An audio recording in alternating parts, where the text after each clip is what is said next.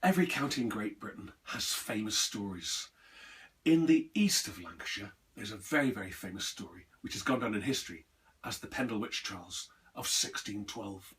The Pendle region to this very day is a gorgeous area surrounded by these rather beautiful villages beneath the world famous Pendle Hill. If we were to turn the clock back to 1612, at that period of time, living on the slopes of Pendle Hill in various little stone cottages were people that just wished to live away from society. They consisted of the following people: a very elderly lady called Demdike and her daughter Elizabeth, and her three children, James, Jennet and Alison. Living nearby was another very elderly lady called Bessie Chattox and her daughter Anne Redfern.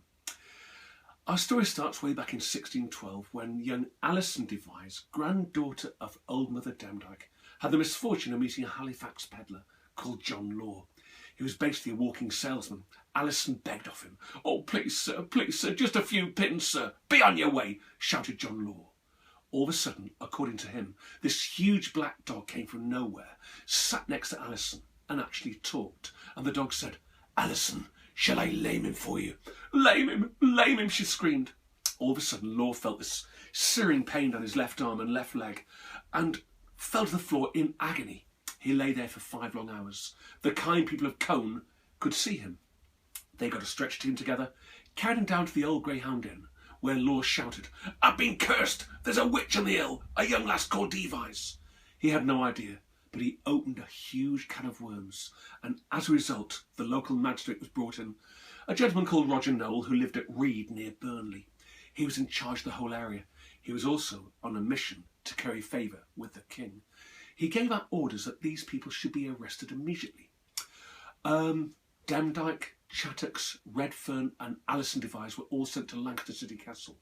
2 days later, Good Friday 1612, the other so-called witches met at Malkin Tower on the slopes of Pendle Hill, a little stone cottage owned by the Demdike and Device families. There on Good Friday 1612, James Device slaughtered the sheep. They got a large cooking vessel called a cauldron, lit a fire beneath it, and the black syrupy liquid inside began to bubble and steam. Into that liquid went crushed, powdered human teeth, the odd clay effigy, and we are told the odd human scalp. The whole idea was to get a potion together to blow the gates of Lancaster City Castle open and rescue their loved ones. But nothing happened. What did happen is Roger Nowell heard about the meeting and gave orders that the following people should be arrested: Alice Nutter, Catherine Hewitt, Alice Gray, James Device, Elizabeth Device, Jennet Preston, and indeed Isabel Roby from Windle near St Helens. They were all sent to the city of Lancaster, with the exception of Jennet Preston. She came from Gisborne, West Yorkshire, and they were found guilty of the murder of 17 local people by witchcraft. Now, Roger Nowell had a trump card up his sleeve. In those days, women were not allowed to possess a brain. For some strange reason, it was believed by some men that women didn't actually have a brain. And when it came to male chauvinism, this was a terrible period of time for women in this country. Nowell had a problem with Alice Nutter of Roughlee. She was a wealthy lady, she owned land, and she'd been complaining bitterly about land disputes, about other farmers taking her land and cattle. And as a woman, she wasn't allowed to complain. But she made her way to Roger Nowell and did complain, and he found her a real nuisance. So therefore, his trump card was the youngest of the Device children, Jennet. She was 9 years old. Whilst her grandmother Demdike, her mother Elizabeth, her brother and sister James and Alison had been sent to Lancaster, she'd been kept in relative warmth and comfort at Reed Hall in Burnley. There, to use a modern term, she'd been groomed. Nice clothes, lovely warm bed, and 3 meals a day.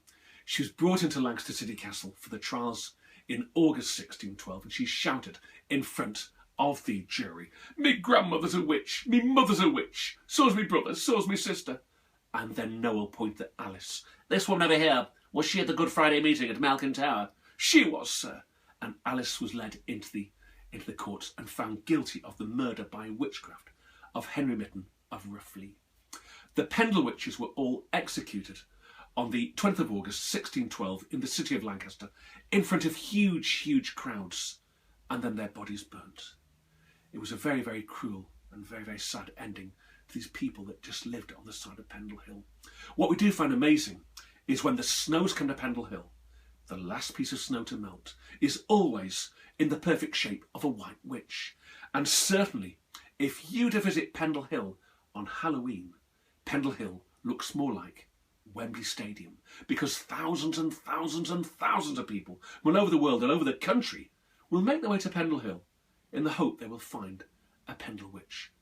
What they have done, of course, is brought a huge amount of tourism to this part of the world. And if you do go to Ruffley, you'll find a statue of Alice Nutter, a very, very brave woman. I'm sure had she lived at the time of Emily Pankhurst, Emily would have been the first person to shake her hand, because Alice lost her life, not because she was a witch, but because she was a very, very intelligent woman. And there we have the story of the Pendle Witches. Thank you.